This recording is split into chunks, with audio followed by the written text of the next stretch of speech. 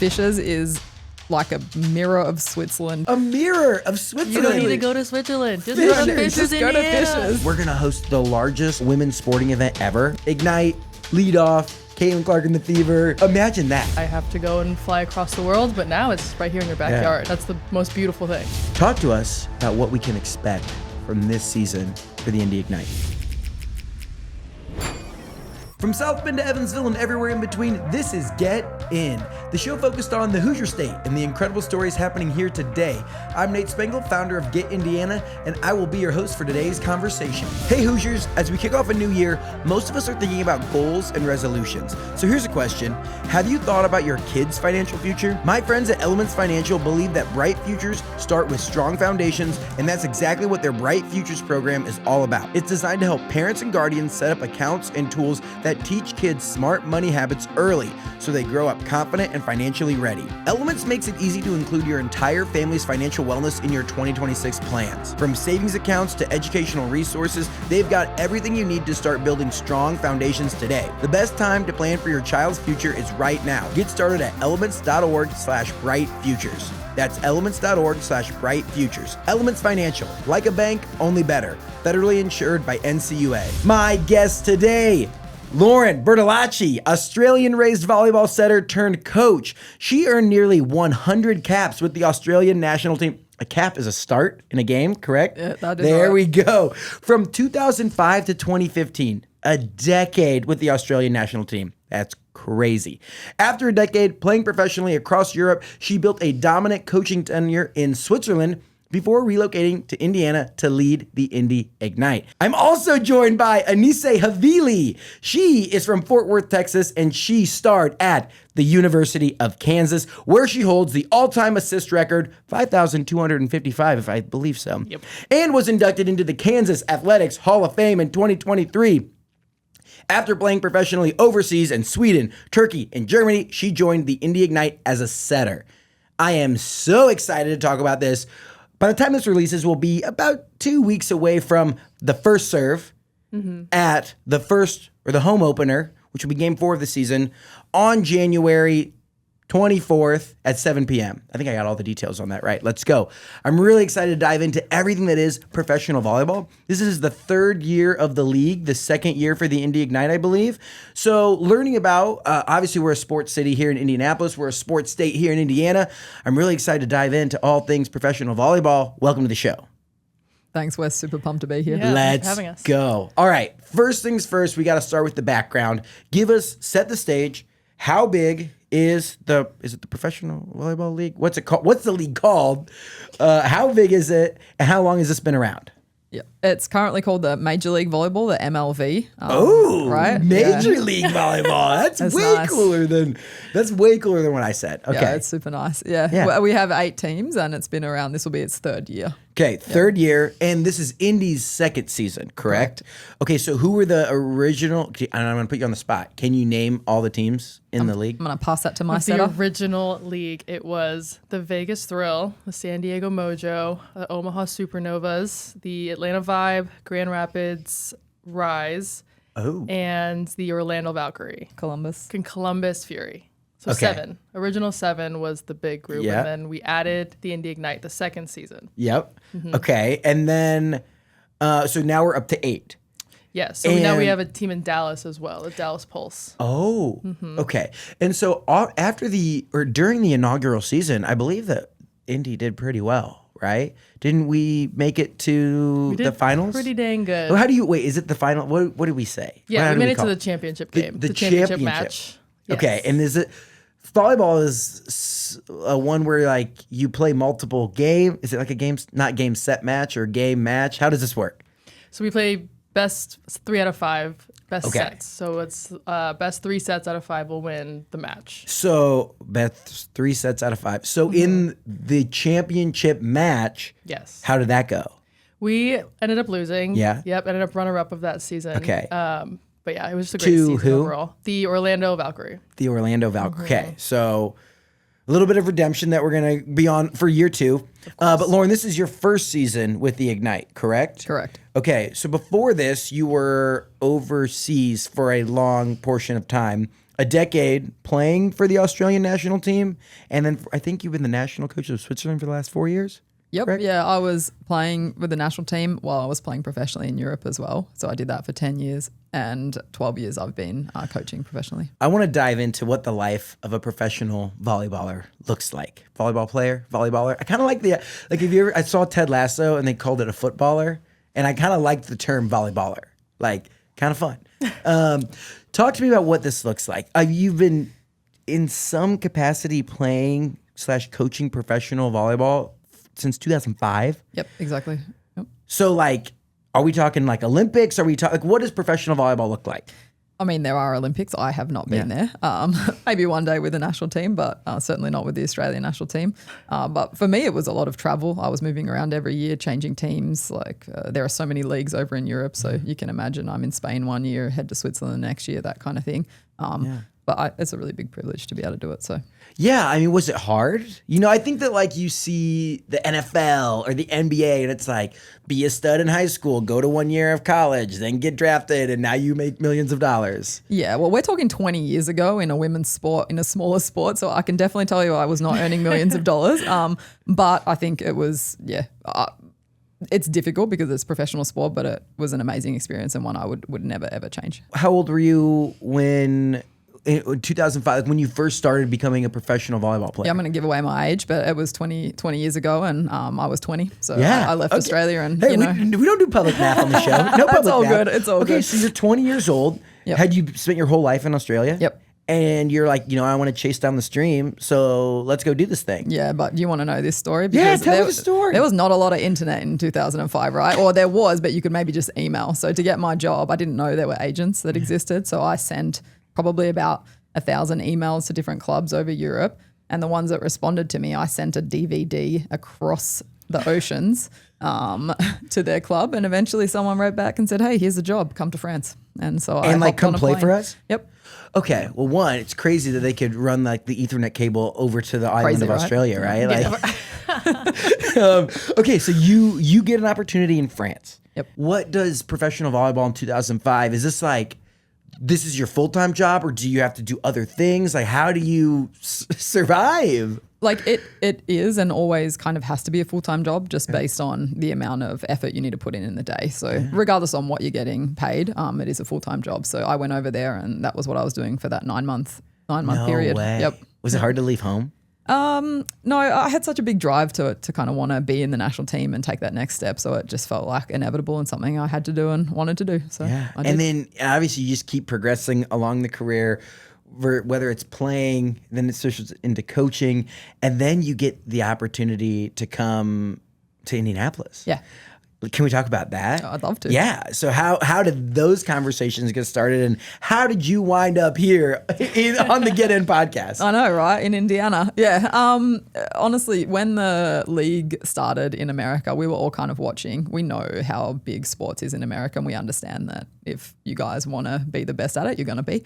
So we've been yeah. Hell yeah. We've been watching pretty closely from Europe. So from my side, it was kind of a when, not an if, that I would come to America, and the opportunity presented itself. I had conversations with our owners, our presidents, and like vision sold really quickly. It was a no-brainer decision for me to sign the contract and get on the plane. How long has professional volleyball been around?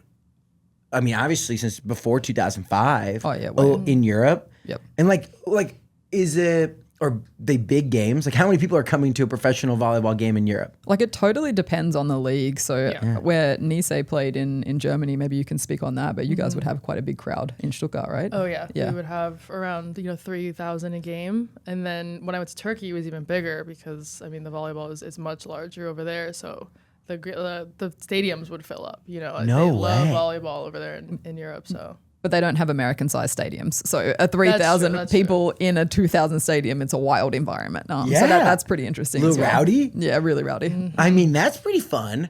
So bigger sport in general. Was there professional volleyball in America of any sort before Major League Volleyball? There have been attempts early 2000s to start up professional volleyball leagues. Never really got off the ground. It was more like grassroots leagues and then kind of fell out over time.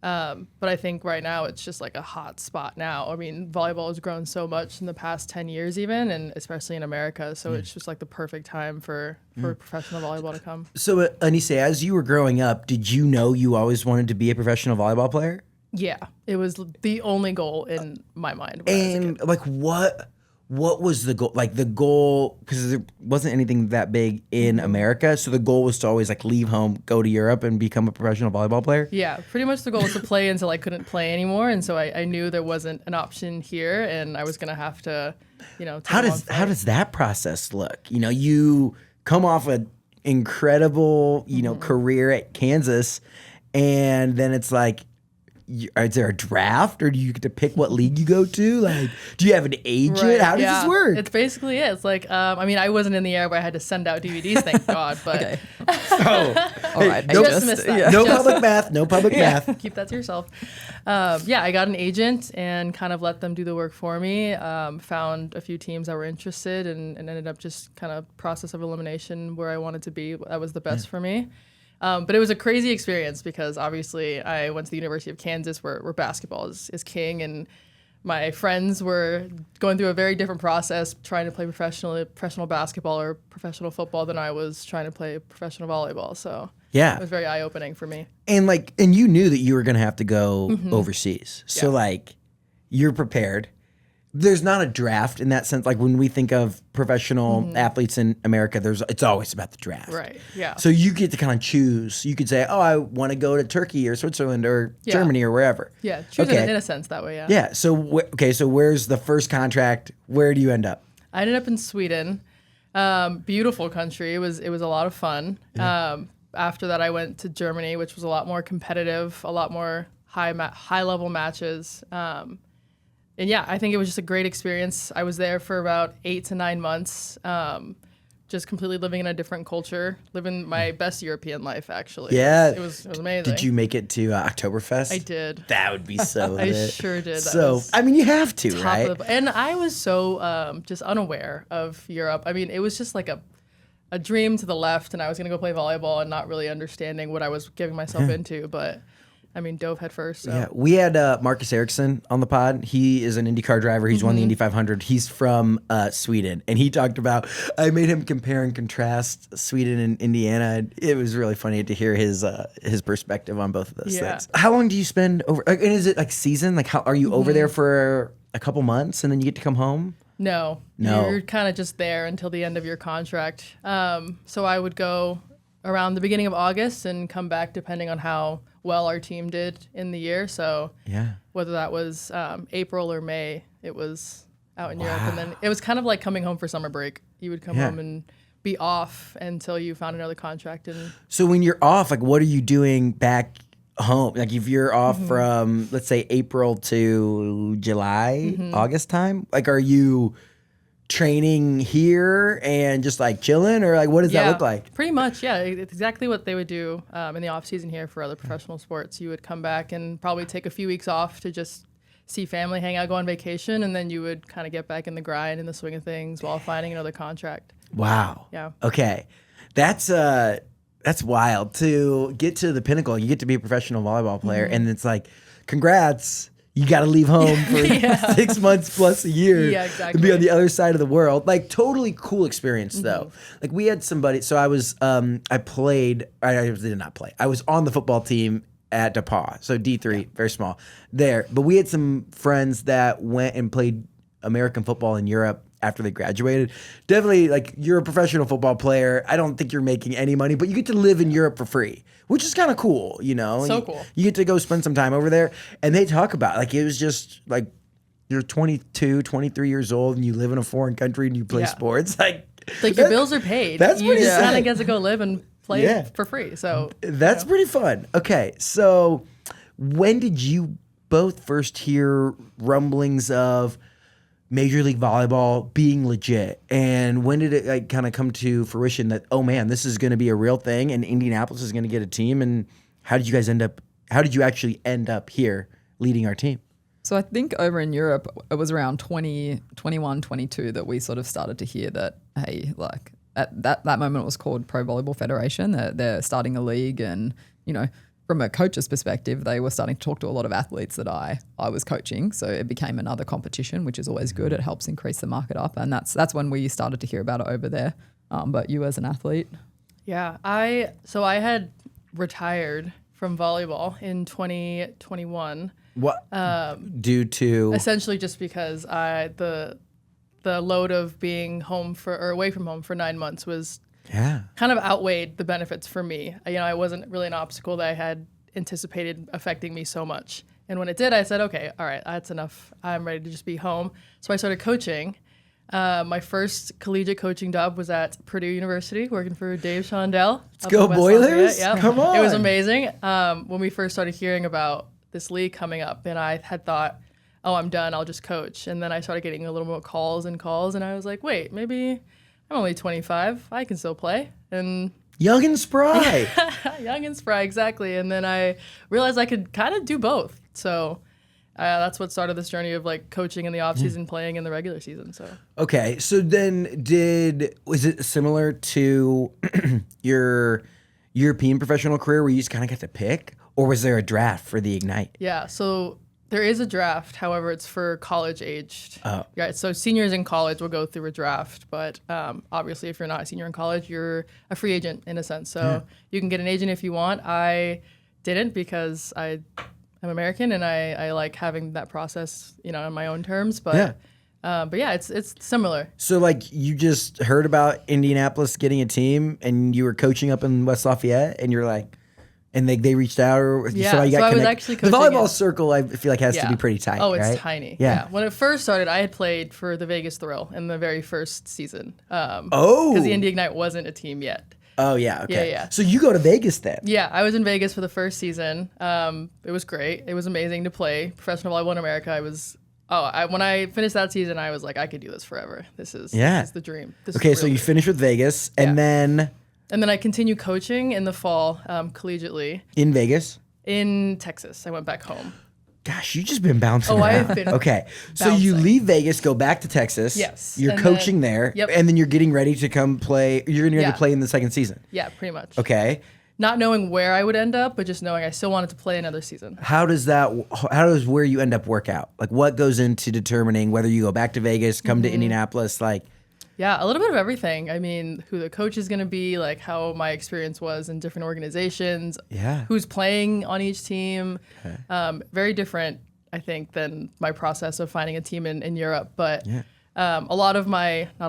of my teammates from Vegas ended up in Indy. And so I thought, I liked playing with them last year. Yeah. So I ended up sending an email to the front office, to MK actually, and we hopped on the phone with her and had a great conversation, and it all worked from there. Wow. And then you come back to Indiana. Yeah, and then I'm back in Indiana again. Okay, what's the process of becoming the coach look like? Yeah.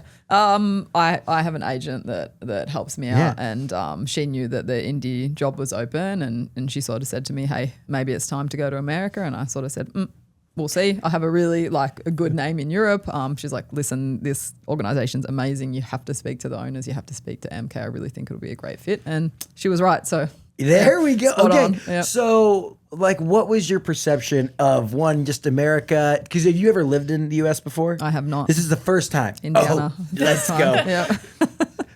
What a great first place. Yep. Trust me, it all gets worse from here. Okay, this is the best spot to land. Got it. Yeah. Trust me. Good people. Not at all bias. Yeah. No, not at all. Yeah. No bias at all here.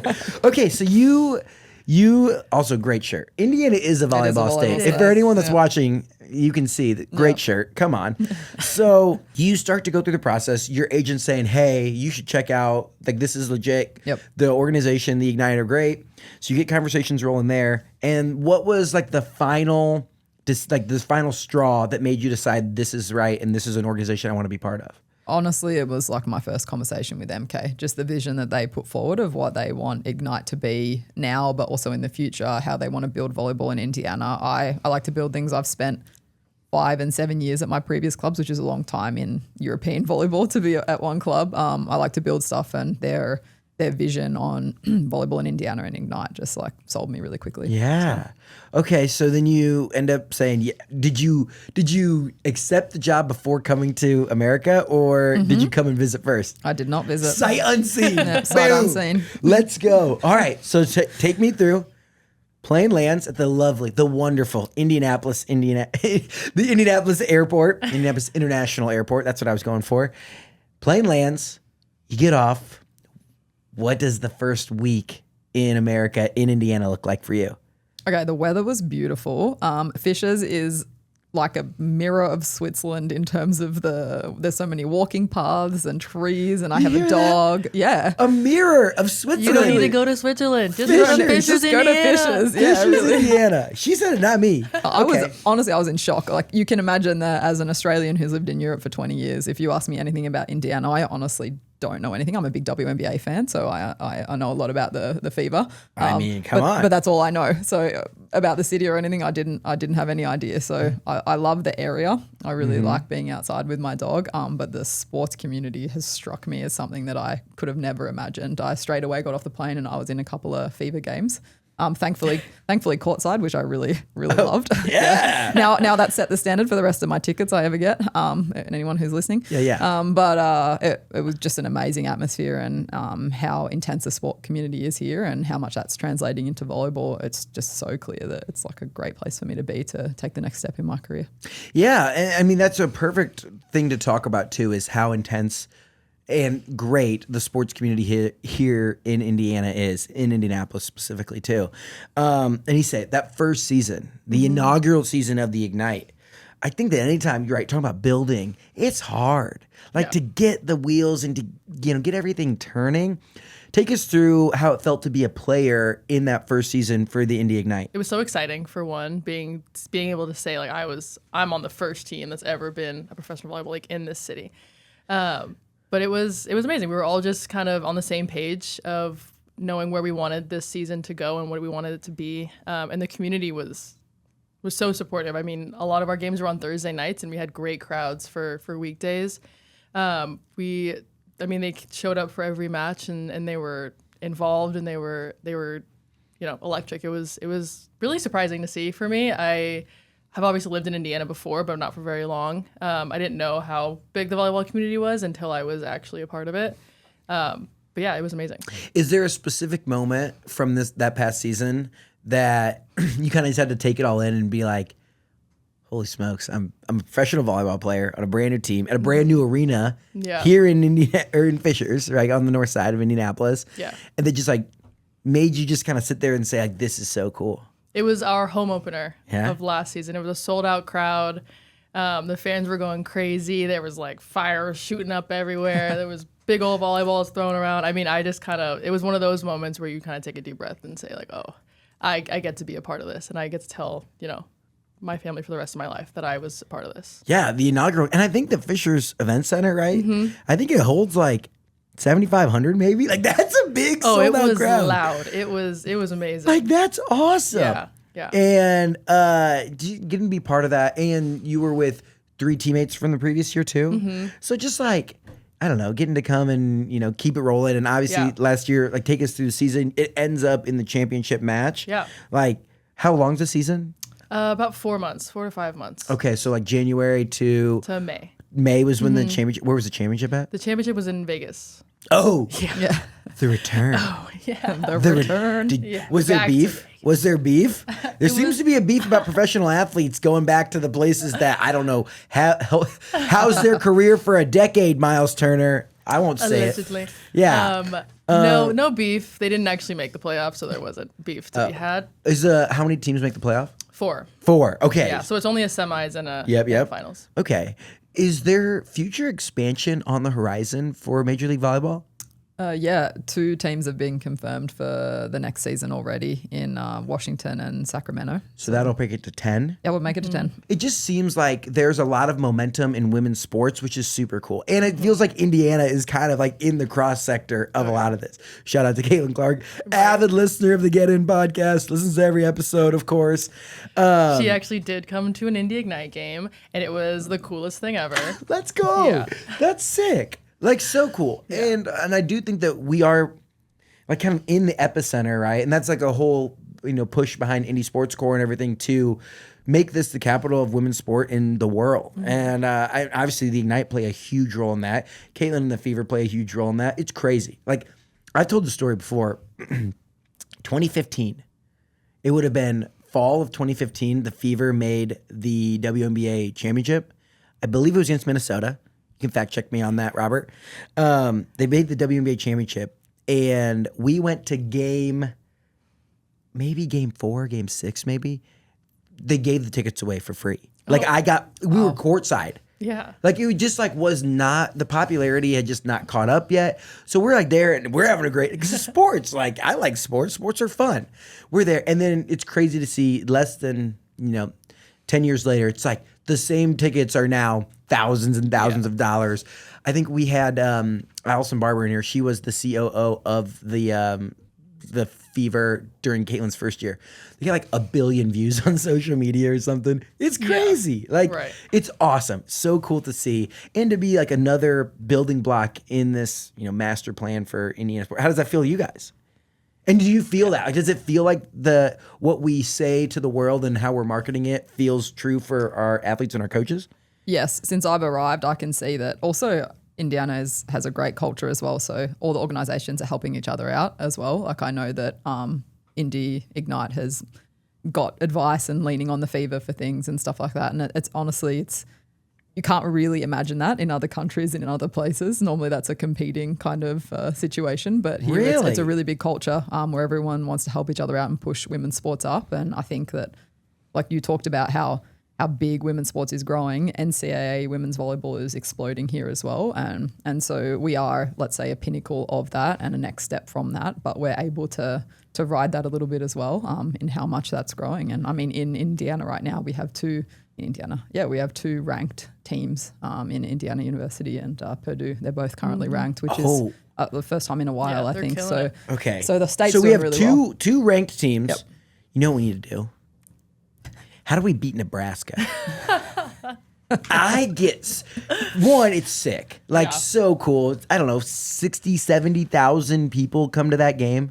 Isn't it the Nebraska home opener for volleyball? There was an outdoor game that in Memorial Stadium. Isn't it it's over 50,000 people it was. Right? Yeah. A lot over. It was around 90, I think. 90? Yeah, How many people It was the biggest women's sporting event in the world. Yeah. 92,003. They fit those last 3 people in there. They did. That was a women's volleyball game, which was the biggest female sporting event in the country ever. So imagine, we're in the right time. 92,000 is insane. But also, we definitely don't want to be playing outside on a regular basis. I think we are not an outdoor sport, so that was like a once-off. I love it for the record, but that better. Okay, so hear me out on this. So the capacity of the whole stadium is 85,000. So they must you fit 5,000 more down on the field. For sure. Hear me out on this. How do you swing like a joint Fever Ignite game, Lucas Oil, the largest multi-sport. Now we're cooking. I mean, indoors too. Maybe we open the window. Indoors, there we go. No, keep them closed. Yeah. Okay. No. Well, we don't want any wind. Imagine that. Ignite, lead off. Caitlin Clark and the Fever, bring it home at night. Guys, think big here. Right. Indy Sports Talk Corps. about momentum. I mean, that would be sponsored by Get In Podcast. Yeah, right? absolutely. I'll be on the call. It'll be great. I'll just have to learn everything there is to know about volleyball, scoring, and women's basketball. That would be insane. Yeah. But I think that's cool. Like to dream big and say we're gonna host the largest women's sporting event ever. Yeah. That's so cool. Oh my gosh, I love it. Kudos to you, Nebraska. Honestly. They're doing something big there. This episode is brought to you by our friends at the Kelly Evening MBA program. On this show, we talk a lot about how Hoosiers turn big ideas into real results. And that's exactly what Kelly Evening MBA students are doing every day. If you've been thinking about what's next in your career, but wondering how to actually apply what you learned, the Kelly Evening MBA is built for that. Ranked Indiana's #1 part-time MBA by US News and World Report, the program is designed for working professionals right here in Indianapolis. Students don't just just study business, they practice it. Through hands-on case competitions, Kelly Evening MBA students recently consulted on the launch of the Indy Ignite, Indiana's new professional volleyball team, developing real strategies for a real organization with real stakes. You'll learn from world-class faculty, collaborate with professionals from leading Hoosier companies, and apply what you learn at work the very next day without putting your life on pause. Learn more about how the Kelly Evening MBA pays off at go.iu.edu/Kelly Evening MBA. That's go.iu.edu/Kelly Evening MBA. But you're talking about you feel this momentum, being a coach, being a player. Like, are there moments where, like, I did see, I don't know what the Ignite's mascot's name is. Pepper. You don't. Okay. Wait, sorry. I'm No sorry. offense. Sorry. I am offended. Yeah. But I've seen the mascot. It's like doing all this funny stuff on social media. I love it. I think it's so cool. And that kind of stems. And so if you go to like the best mascot on social media is Blue from the Colts. Has like 16 million followers or something. Like goes insane. And then now you see Boomer. Now you see Rowdy from the Indians and Peppa. Pepper. Say it Pepper? Say it in American English. I was like, wait, pepper, like salt and pepper. P-E-P-P-E-R. Pepper. Pepper, yeah. Pepper. my 'Cause- accent. Wait, that's a volleyball term, right? Yeah. Honestly, it is. When you're warming up, pepper? Yep. Yeah, come on. I know a thing or two. You know you what? go. I did not make that connection, so thank you. Oh my gosh. Hey. There are upsetting. new discoveries found every day here You're on the Get always In learning. podcast. We're always learning. I love it. But I think it's so cool to see mascots, going out there. Freddie Fever also, like doing their part too to get people, children, whoever, hyped up about coming to the games. I think it's so much fun. Talk to us about what we can expect from this season for the Indy Ignite. And what can you expect going to a game? I mean, first, I will shout out Pepper one more time because I think she's the only female mascot in this city, maybe. And that's like that's a huge thing as well. She really... Yeah, There you go. absolutely. Yeah, and she holds Peppa? her own. And she holds it, and she's a diva. So she's going to be in the arena, walking around, getting everyone engaged. And I think she's a huge part of the show. But perhaps you can speak to the show a little bit more as you lived it last year. Oh, just what to expect from the Indy Ignite. The game. the game. Like game day environment. Like when obviously you're, a little bit busy while all of us Tiny are bit, hanging out. tiny bit. But like what have you heard? What does it feel like to go into a game and experience Yeah, it? I think there's a ton of fan engagement. I think our marketing and game day experience is at really high level.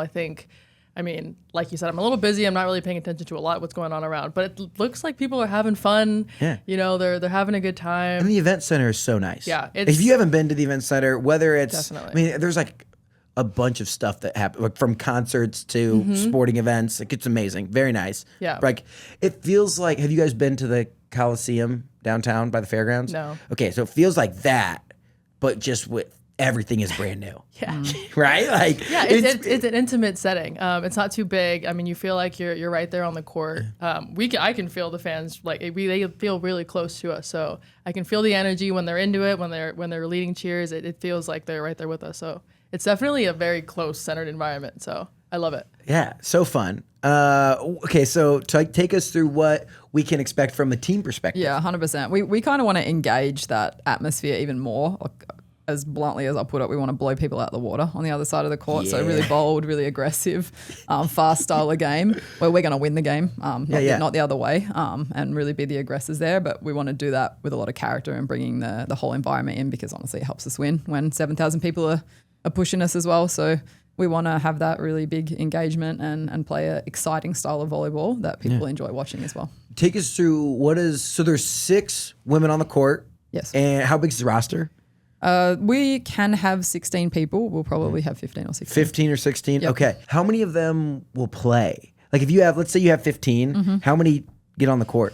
Like realistically in volleyball, typically you stay in a starting 6 plus you're a libero, which is usually what? Your libero. It's a small person. I don't know usually, if that's how that's pronounced. Libero? Libero. Okay, we can debate what We English can is talk right. about that later. Yeah. That'll be a philosophical question later. And so she's coming in and out as well. And then we can make 8 substitutions with no re-entry, which is complicated to say. If someone comes in and goes out, they cannot come back in again. So we might play with 8 or 9 players on a normal day with some different roles. Yeah. I think another interesting part of why Indiana makes the most sense to be a dominant powerhouse in professional volleyball is because we grow volleyball here too. Like Munciana, this is a pull from my bag, is like one of the premier like youth development clubs across the nation, right? What does it mean to be, you're at the pinnacle. You are Major League Volleyball, like, and now there are also these young women that are playing the sport at a high school level, going to a collegiate level, and now they have an opportunity to maybe come home and help their team, their state, their city win a national championship, or what do you call it, national championship? What do you call it? World championship? Whatever it is, I want to be just holding it You up. call it To be championship? honest, I'm not really sure How does that? what we called it. Yeah, win Now that I to think win it about all. it. To win it all. Everything. How does that feel? I think one big theme of this year as well is us really understanding our influence that we're at the pinnacle. We're driving what professional volleyball looks like here and what character we show, the style of volleyball that we play and who we are as women and athletes and professional athletes. We're the drivers and we need to understand that. I'm talking to her as I'm talking to it. We need to understand that when we get out there every single day in training and in practice, in lifting, in games, because we're going to be looked at and we develop what professional volleyball is in Indiana, and it's such a huge privilege. And not only Indiana, just around the nation, like there are now young women that are high school volleyball players that have this dream of being a professional volleyball player that don't have to move halfway across the country or all the way, or not country, world, all the way across the world. Because obviously that can be a large, for anyone, whether you're 20 or whether you're 40, whether you're 60, leaving home to go across the world to pursue your career is challenging and hard and can definitely take a lot out of it. For sure. I think it's just so exciting for young athletes, like you mentioned. Like Munciana is a really big club in the area. You've got Circle City, which is out in Plainfield. There's a few like youth clubs that are really popular, really growing. And then you have Purdue in Indiana. It's another step where you can go play the best volleyball in the country. And then there's another level where you can play professional volleyball here. It's just like the pathway is much more clear and it's here. Yeah. Like when I was in school, the path was kind of a pipe dream. You just kind of imagined, all right, I have to go and fly across the world. But now it's right here in your backyard. And I think that's the most beautiful thing. Yeah, you're like, ripping Duolingo between practices, like trying to get better at your German. No, literally, yes. Yeah. Like, what we're doing. That's wild. Yeah. What would you say to youth volleyball players that might see you on this podcast, listen to the episode, that want to be a professional volleyball player? What advice would you give them? You can do it. Like, I think a lot of the time it's common to see that like girls won't believe it as much. It's a very small number, yes, of girls that make it to this level, but it can be you. It can be you. If you put in the work, there's no reason why it can't be you. I mean, if you put in the right amount of effort and you go step by step and you do things correctly, like she said, with character and go about it the right way, like there's no reason why it can't be you. And there's always people willing to help. So how many Division I volleyball teams are there? 300. Oh my God. And so many. 34. Was I like, is it the yeah, 300? I was going to say 340 You're something. so good at your numbers. Wow. You're off the top spot of my on. guesses. Let's go. So there's 4 rounds of this draft, and there's 32 athletes will be 32 athletes. Yep. Talk about competitive. Holy smokes. 334. Each of those rosters probably have 6 seniors, roughly. Yeah, on average, probably. Like right around there, somewhere in that ballpark. So 6, that's like, oh my gosh, don't make me do we don't do public math. We don't. But that's a lot for not that many so spots. many. Like that's competitive. You are talking about not everyone's going to make it, but. I mean, yes, maybe we don't make here, but there's so many more opportunities to play and to get back in if you go about it the right way. Yeah, and you have the opportunity to coach still as well while being a player. Yeah. Talk about what that means to be not only one of the coaches that like you're actively doing it. Like I always thought about it was like, playing sports growing up, and if you ever had one of the coaches that like back in my day we used to blah blah blah, and it's like, but you're doing it. You're like, hey, this is what it takes to do the things to get you to the highest level. Like, how I know this? because I'm doing this too with them. How does coaching while also being professional, like how does that stack up? Yeah, you got a bit more respect for my job? Or? Yeah, 100%. I think coaching has made me a better player for one, but I have a lot more perspective when it comes to players' priorities and a lot more of a realistic view of what they can expect. It's an eye-opener to do both. I kind of have to like flip a switch sometimes to kind of get myself in the right mindset, but there's like levels, right? Yeah. It's like this is a professional team. You know, like this is professional. Like there are livelihoods and careers that are on the stake here. And there are livelihoods and careers in college too, but like a lot of times, you know, and maybe those athletes, some of them definitely like aren't like, oh, I want to go be a pro. Like some of them are like, I want to go work at Eli Lilly and be an accountant. Like, and that's my future, you know, but I'm here playing volleyball while I can. Yeah. I do think that's, it's an interesting take. It's a lot of fun though. I think I'm definitely a lot nicer of a person overall after coaching. I think I have a competitive side, but I think my perspective of kids now and what they go through in their college careers is a lot different than what I went through, and it's just it's fun to see. I think like I work at Butler, which Dogs. is right down the road. Go Dogs! I said go Bulldogs one time, and I got this whole big spiel about it's go Dogs. Sorry, it says Bulldogs on the jersey. Sorry, that was a little rant. But It's all right. No, we're here for the rabbit holes. I love them. You have to say go Dogs. Yeah, it's go Dogs for those that didn't know. I actually got a card from Blue the other day. Oh, yeah. I mean, come on. That's one of the best mascots I think of Indiana. Blue the Bulldog. Yeah. Like a real bulldog. Incredible. Live mascot. Can't beat it. Talk to us. Give me the pitch. As obviously there are people there that come to Ignite games because they're huge volleyball fans, but maybe just to the broader public, like tell us about the Ignite. Tell us about why we need to get plugged in and come to games, show up, be there, like be part of this. I just don't think if you haven't seen volleyball before and you haven't seen volleyball at the professional level, and you haven't seen the way that we produce it and play it, it's unlike anything you will have experienced, and it's worth coming in to see the intensity of the game, how dynamic the game is. It's easy to understand, and the show we're putting on is huge. So it's intense. Yeah. You know, like when I see the hitters put that thing down, I'm like, oh my God, that would break my what are these bones called? Like your forearms? Oh my gosh. I don't know miles very well, but like one of our hitters was hitting like above 80, or I think, or 80, 100, like really like. What is it in kilometers? 100 and something, 120. Over 100 and something kilometers per. Like just imagine. Smoke in the ball. Yep. Like, doesn't that hurt? Do you just like build up like resilience over like many, many years? Yeah, you do. 100%. Yeah, it's like a callus. I always remember freaking gym class growing up. They make us play like 2 weeks of volleyball, and like by like day 4, I'm like, my forearms are like red. I'm like, bro, like how do you do this? And you lose it too. If I just have to dig 5 balls now, I end up with 3 bruises, even though I had a 10-year career. You ever get in there still? You're like, hey, this is how you do it. No, absolutely not. This is how the libero does it. The libero. Yeah. No, stay out of that. Ainise, give us the pitch. Like, why do we need to get out there and be part of everything that is Indy Ignite? Yeah, I think if you enjoy sports in general, you're gonna love volleyball. If you've never seen a volleyball, if you don't know anything about volleyball or the game or the rules, you can come to a game and pick it up quick and enjoy the intensity of it. Like you say, like it's quick, it's fast paced. There's not a lot of downtime, and it's really fun to follow.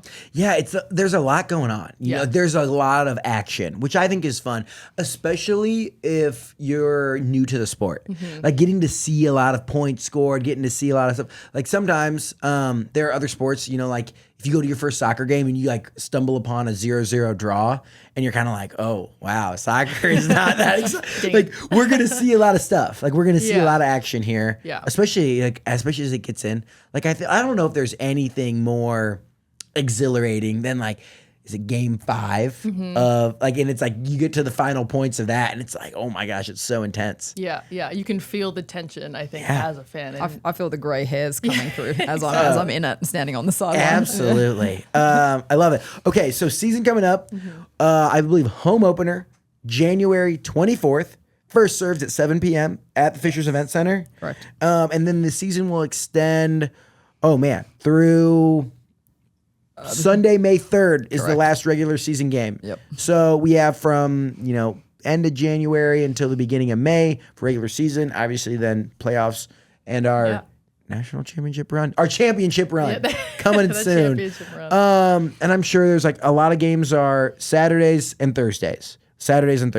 Basically every Saturday and Thursday. We have a lot of games. For Oh wait, never mind. I just only reading through the first two. A lot of there's a Monday and a Sunday, Saturday, Friday, Sunday. Lots of games. Plenty of opportunities. Go look at the schedule. The final thing I want to round out the show with, both of you are Hoosiers by choice. This is a fun part that I like to talk about. People that have been there, done that in other places around the world and around the country, but are now residing in the great state of Indiana. And I love to get your guys' perspective because I can sit here on my Indiana soapbox all day long and preach about how much I love it here. But I always love to hear people like from Texas, from Australia, literal opposite side of the country, opposite side of the world, the globe. I don't know. I don't have a globe in here, but I have to assume that those are pretty far away.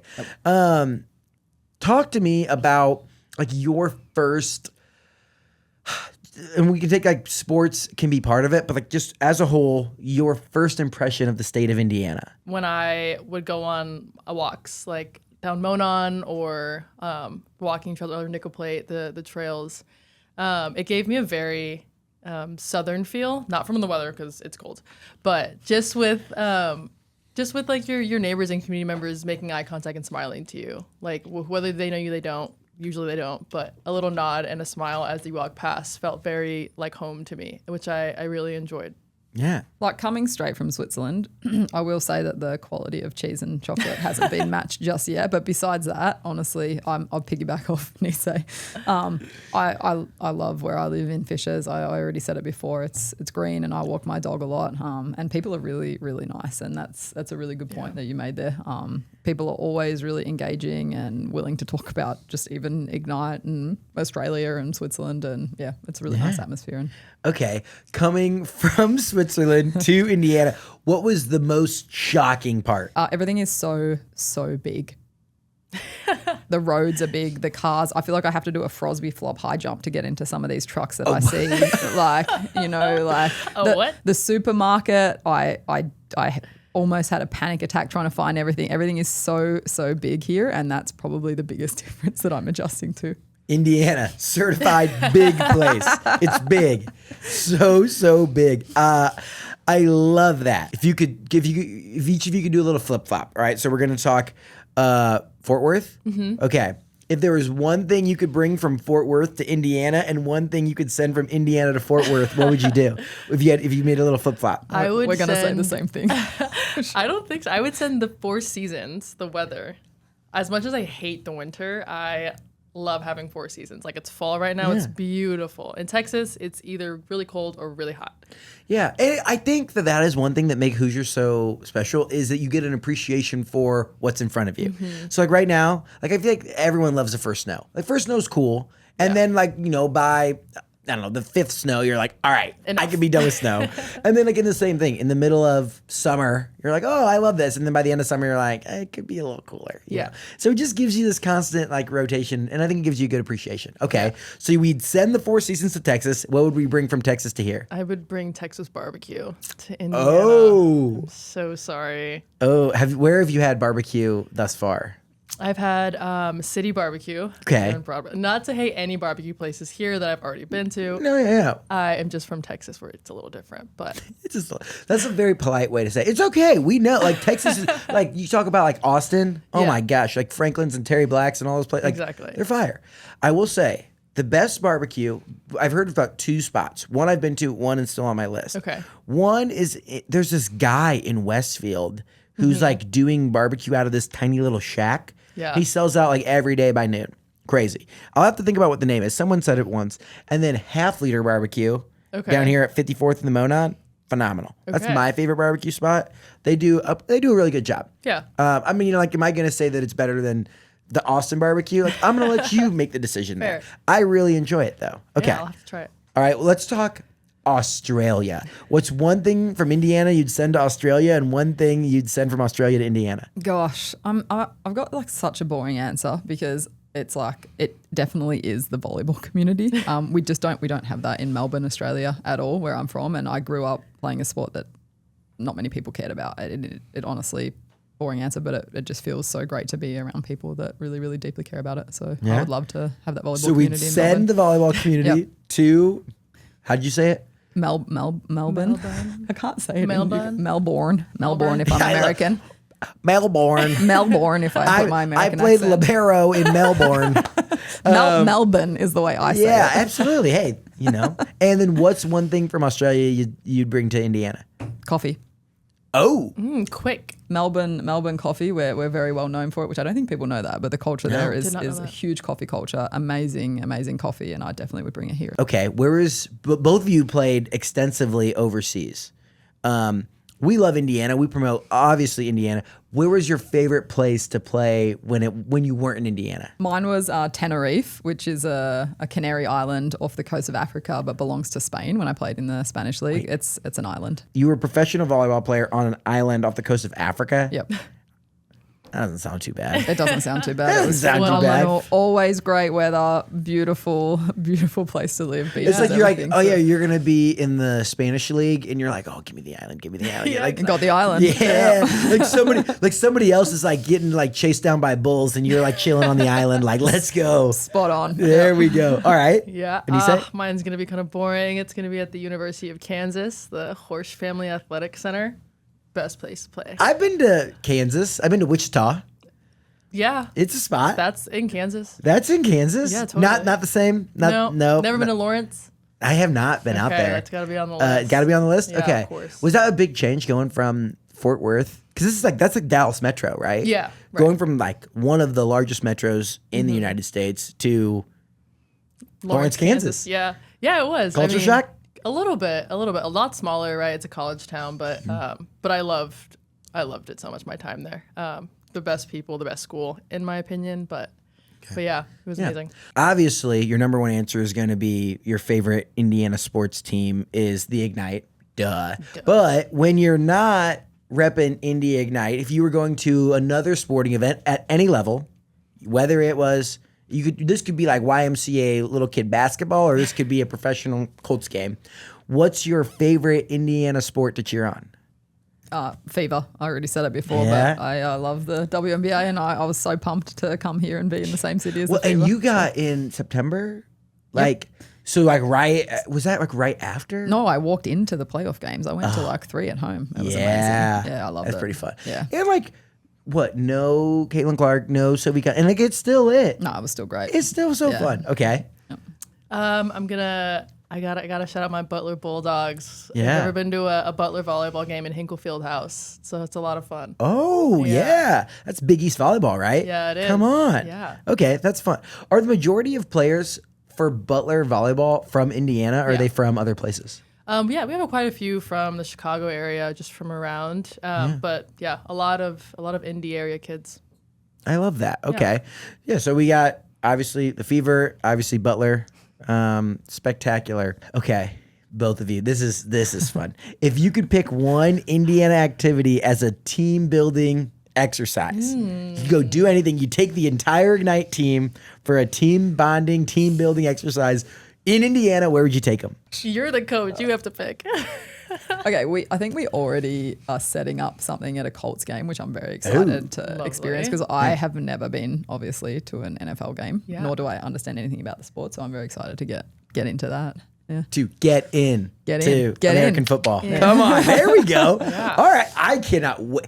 You should document that process. I will. So we all know, like, as an Australian ex-professional volleyball player turned coach, like your journey to Colts fandom and understanding American football, that'd be pretty funny. And then maybe like the Colts then send like someone who knows nothing about volleyball to like document like them learning the process. 100%. That'd be great. They can come in our gym. You need to write me out some rules of football, please. Oh, for sure. Thank you. Yeah, gotcha. I mean, if there's ever a marketing promo, I'd love to just stand in there and take some hits from somebody. Like, I just see I'm gonna put a helmet on you. Maybe a helmet. There we go. Me in a Colts jersey, like in Colts gear, like shoulder pads, just like them just ripping at me. I tried to pitch this idea to the Fuel also, that I wanted to get in the goal and let them rip shots. Apparently, there's a lot of waivers that have to be signed if you're going to get in there, but I'm in for this. This would be fun. Okay, so Colts game, Ainise? Oh, team bonding. I think it would be great to go up to Geist Lake. Yeah. You can hop on a boat, Come and on. just ride around the lake a little bit, have a barbecue. It's Okay. actually one of my favorite spots here. Yeah. I really like it. Okay, Yeah. I have an idea for you. This is a wild idea for next summer, team bonding / workout. Yeah, obviously, running. Working on climbing. Have you been to the Indiana Dunes before? No. Okay, this will change not only every single player who's not from Indiana, their perspective of Indiana. So we have Lake Michigan shoreline, like 45 miles of it. And there's the Indiana Dunes, it's our only national park. And there's a dune, like a huge sand hill. You can maybe do some hill sprints, get the team working out there, and then check out the lake. It will change your mind. I'm not going to say it'll make you feel like you're back in Melbourne, but I think that it'll really open your mind to, oh, wow, there's a lot going on in Indiana. Awesome. I think once you make the trip down south too, to like southern Indiana and see the different terrain, I think a lot of times people that aren't from here, if you stay in like the central Indiana donut counties, you're like, okay, I kind of got a feel. It's big, it's city, it's urban.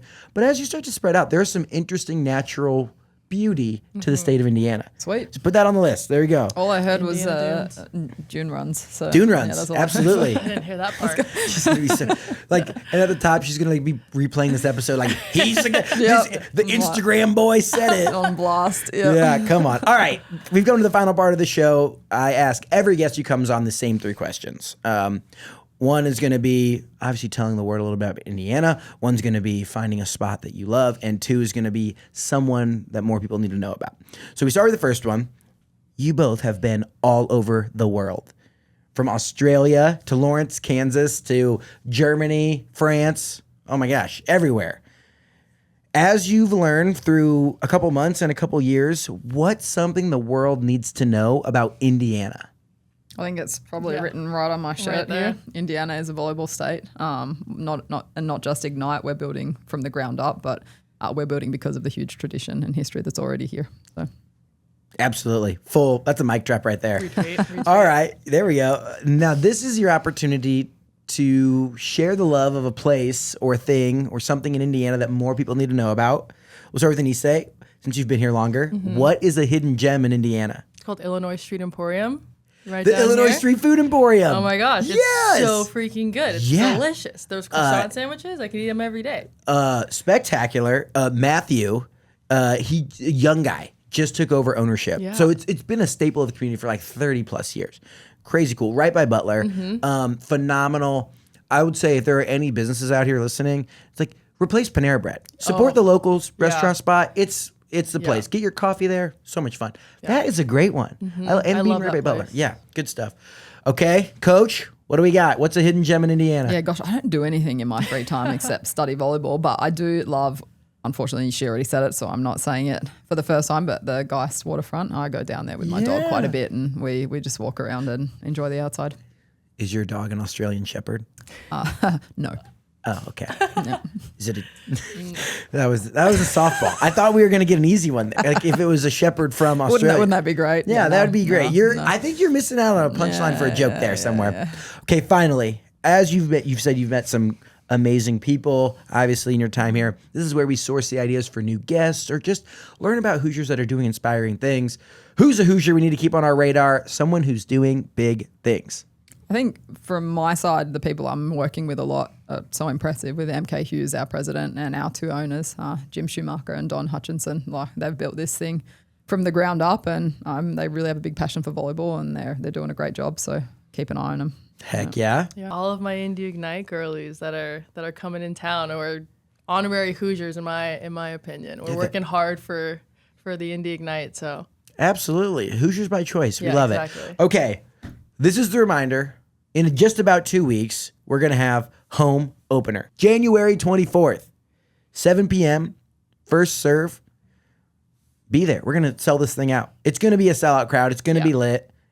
Ignite.